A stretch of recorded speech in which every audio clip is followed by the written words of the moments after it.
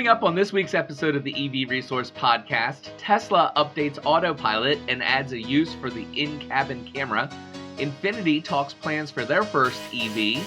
Audi looks to build a tri-motor EV, and more.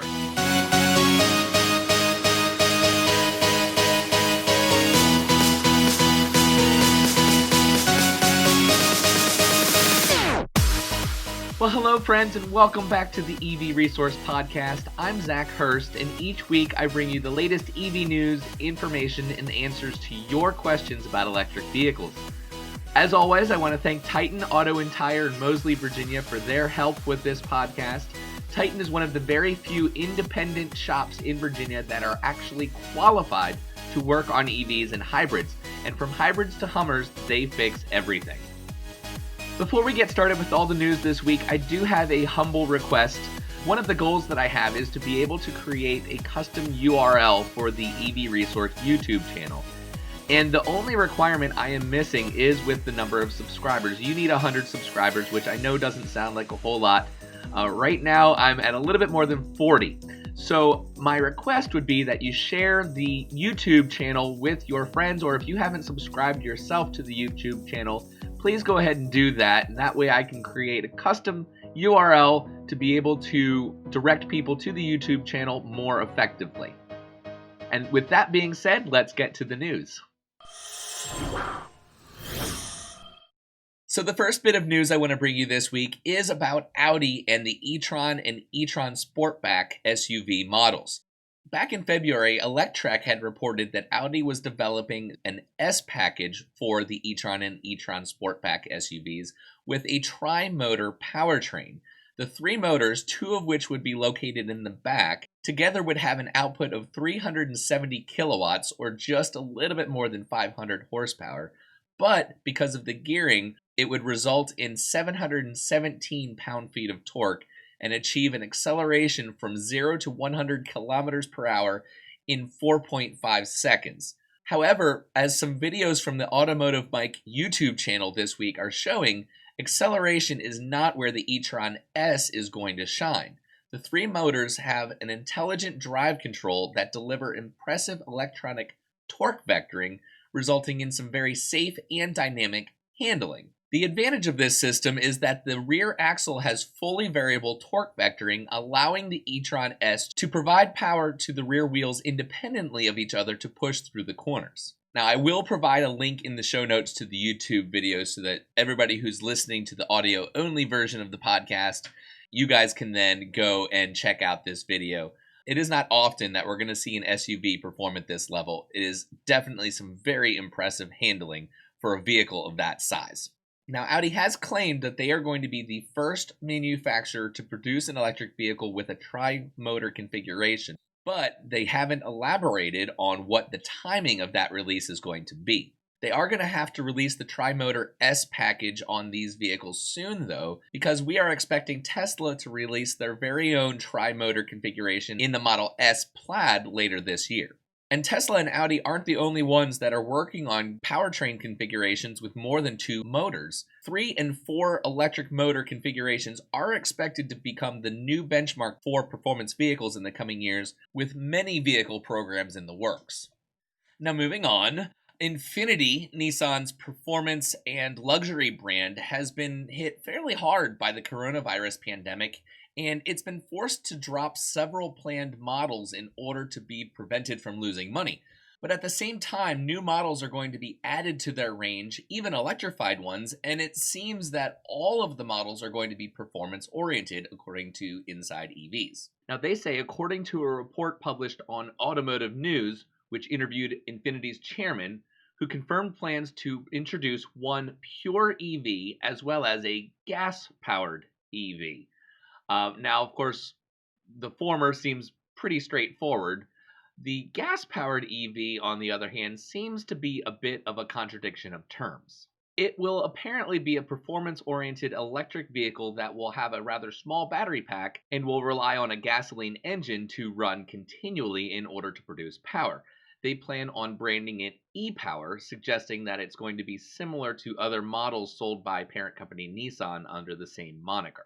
However, it will be different from Nissan's other e-Power models because it will be entirely performance focused.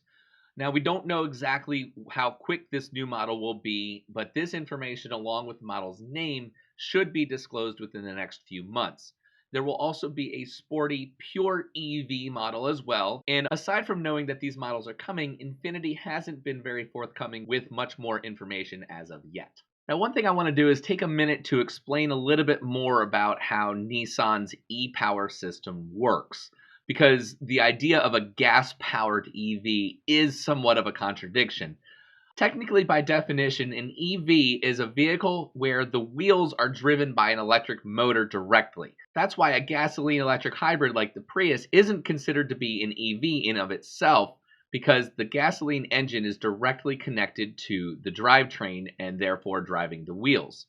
What Nissan has done with their e-Power system is disconnected the gas-burning engine from the drivetrain and is using it entirely as an onboard generator to keep the battery charged. What this does is it allows them to use the electric motors to provide instant torque, acceleration, and smooth power delivery while not having to have a very large battery to store electrical energy. I am a little bit suspicious though, because it does seem like Nissan is really trying to take advantage of a lot of the legal benefits of building an EV while avoiding a lot of the cost, and certainly at this point not providing much benefit to air quality or the environment. So while the PR team at Nissan and Infiniti are certainly going to tout the many benefits of having a gas-powered EV, I think that the proper step forward is going to be getting rid of the gas-burning engine entirely. Tesla earlier this week rolled out an update to its Autopilot and full self-driving package that no longer requires drivers to confirm that a traffic light is green before the vehicle will drive through it. The previous version did require drivers to confirm explicitly that the intersection that the car was rolling up to was safe to travel through. The initial rollout of the function required drivers to confirm navigation through green lights either by pressing the driver's stalk or lightly pressing on the accelerator pedal. Tesla noted that the confirmation process was a precaution, as the capabilities of the new function would then ease drivers into using the feature while also testing its effectiveness. That's something that Tesla has been really good at, that as they're making improvements to their full self-driving package, they are constantly using the drivers and the owners of their vehicles to be test subjects in a methodical and safe way. They've done this before with other features. They've required users to confirm, like with the lane change, for example. When they first rolled that out on full self-driving, you had to confirm that it was okay to change lanes before the car would do that. Well, then, of course, they advanced beyond that, and the car, as long as it's safe and there's no cars in the lane that you want to travel to, the car will just change lanes when you indicate that you want to do that. Or if you're navigating on autopilot, the car will just change lanes. Now they've adopted a similar progression to green lights, where when they first introduced this feature, they did require the driver to confirm that the light was green before going through. Well, I guess they got enough data and they realized that, okay, this is now a safe thing to do. So this week, Tesla has removed the green light confirmation from its traffic light and stop sign control feature. The function can only be activated while traveling behind another vehicle. So that's important. You can't just go out there on your own and there's a green light and right through just yet. I think that is something that's to come. Once again, this is just showing that Tesla is being very safe and cautious as they're advancing this software. Now this week, thanks to a video shared by a Tesla Model 3 owner, Mouser58907, we now have a first look at Autopilot feature in action. His video shows his vehicle navigating through green lights without having to confirm that it's safe to travel through the intersection. Tesla's release notes for the feature describe the improvements that they have made since rolling out the first versions of this traffic light and stop sign control back in April. They say the traffic light and stop sign control feature no longer requires explicit driver confirmation of pushing down the gear selector to continue straight through an intersection for green lights when there is a lead vehicle ahead of you. The stop line in the driving visualization will now turn green to indicate that the car will continue through an intersection. And that's something that's interesting. When I was watching the video, I had just assumed that the green bar was indicating that the traffic light was green, not that they were indicating that the car was safe to travel through the intersection. So that's something that I learned from reading the notes.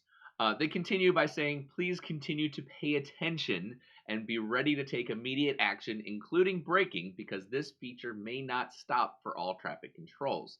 This feature will not attempt to turn through intersections, but over this, as we continue to learn from the fleet, the feature will control more naturally. To me, that reads like Tesla's lawyers got involved and really wanted to put a disclaimer in there to say, hey, you as a driver are still responsible for everything that is happening with this vehicle. Which, honestly, at this point, until we reach full self-driving, like full self-driving, like level 5 autonomy, or even level 4 autonomy, it's so important for people to realize that this is not hands-off. You are still driving the vehicle. Even though it's taking over a lot of the actual driving, you are still responsible for everything that's going on. Now, according to this article by Tesla Audi, the feature is currently only available in US markets, but CEO Elon Musk indicated earlier this year that international rollouts would begin in Q3. Autopilot and self-driving functions are usually released in international markets later than in the US because driving laws vary from country to country.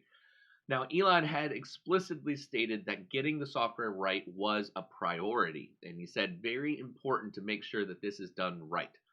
So with this new software rollout, I think Tesla is really showing that they are moving slowly and methodically towards having a feature-complete full self-driving software package. Currently, Tesla is only missing the inner city driving portion of the FSD suite, which will rely heavily on navigating through traffic lights and stop signs safely. But we're getting so close to a point where you can just hop in your car and it will drive you from point A to point B, whether that be home to work or wherever you're going, without needing driver intervention. And that is a very important aspect of what Tesla is working to achieve. Now, earlier this week, I had the opportunity to test drive a Nissan Leaf SL Plus, which includes Nissan's ProPilot driver assist software.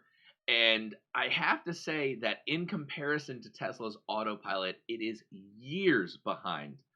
A lot of the characteristics of the program actually were similar to when I test drove Tesla's Autopilot back when Tesla first introduced it. But that has been, what, at least 3 or 4 years, maybe longer. I'd have to go back and check some of my previous Facebook posts on that.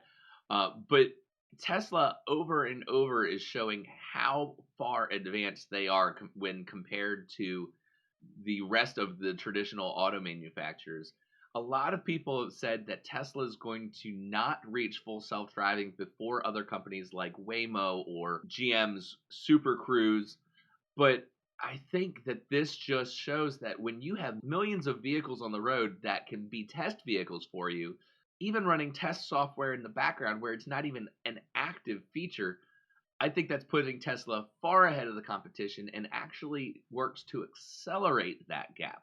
Tesla also recently released a software update that includes improvements to the driving visualization, backup camera, dash cam viewer, walkaway door lock systems, and finally, an official use for the cabin camera feature, which has been the interior-facing camera. And they intend on using footage from this camera to create a safer vehicle in the future by studying how different types of collisions impact the human passengers inside the vehicle. Their release notes state that this update will allow you to enable the built-in camera above the rearview mirror. If enabled, Tesla will automatically capture images and a short video clip just prior to a collision or safety event to help engineers develop safety features and enhancements in the future. As usual, you can adjust your data sharing preferences by tapping Controls, Safety and Security, Data Sharing, Allow Camera Analytics. Note, cabin camera images and video clips will not be associated with your VIN to protect your privacy. Now, Tesla Audi points out that Tesla's vehicles are already among the safest cars on the road, as evidenced by multiple 5-star crash safety ratings from numerous agencies across the world. Tesla's cars are engineered to protect the passengers in the event of an accident. However, The company has not used these ratings as an indication that its vehicles are incapable of improving. And I think that's something that's worthy of pointing out, that Tesla is never satisfied with the status quo. They can achieve the best rating ever when it comes to safety, and they're still not done. They want to make it better. And I think the addition of the cabin camera's safety monitoring system proves that Tesla is never content with how safe its vehicles are. The company is always seeking to improve and add additional features that increase the safety of its cars. Data that will be transmitted to engineers via the cabin camera feature will surely give insight into where the company can improve, leading Tesla to become the undisputed manufacturer of the world's safest cars, bar none. And more, when we are talking about improvements to vehicles, it entirely comes down to a software improvement. No longer are cars being modified with new parts to make them faster or safer or better.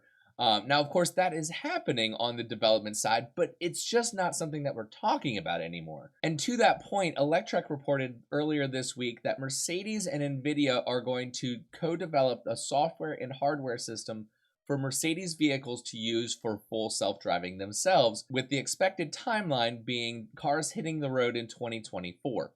The system is going to be based on NVIDIA's Orion chip, which they claim outperforms Tesla's full self-driving computer by 38%. Mercedes and NVIDIA announced the partnership back in 2017, but now we have a little bit more information about when that partnership will bear fruit. NVIDIA's system should be available to all Mercedes next-generation vehicles, though it won't necessarily roll out to all vehicle lines at the same time. But all cars will come with the hardware built in, regardless of whether or not they are ordered with the full self-driving options installed. Now, if that sounds familiar, it's probably because Tesla currently offers all vehicles with the Autopilot hardware installed and then the full self-driving as an additional software option. Mercedes and NVIDIA also emphasized that their next-gen vehicles will be software-defined with continuous upgradability, also similar to Tesla, and I think we're going to be seeing that with Volkswagen and the ID3 and 4 and so on. Now, to Mercedes, another aspect of software-defined will be the presence of apps, much like on your phone. Some apps might be free, and others may be something that you have to pay for, perhaps with a subscription model. But this is going to be a way for owners to customize their driving experience and for cars to lengthen their usable life by getting new features after release. We don't know if there will be an API for third-party developers or if the apps will just be provided by NVIDIA and Mercedes themselves. Either way, I think this is really showing the future of what vehicles are going to be as an extension of our lives, just the way the phone did. Phones 15 years ago were just phones and maybe had a couple of features. Well, now they are full of apps, full of capability to adjust to how we want to live our lives. And I think cars are going to be doing that as well. Tesla has shown that that is something that people want, and I think we're going to see a lot of the other manufacturers follow suit.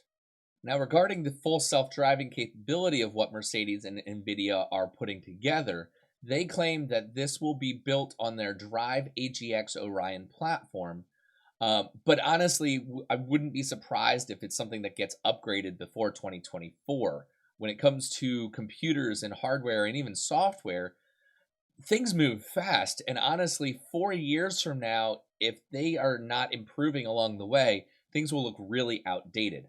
And while NVIDIA claims that the Orion hardware is capable of level 5 autonomous driving, Mercedes only plans to take the system up to level 2 or level 3, where human drivers are still required to maintain active monitoring and take over as necessary, most likely in order to keep the lawyers and insurance companies happy with what the company is doing.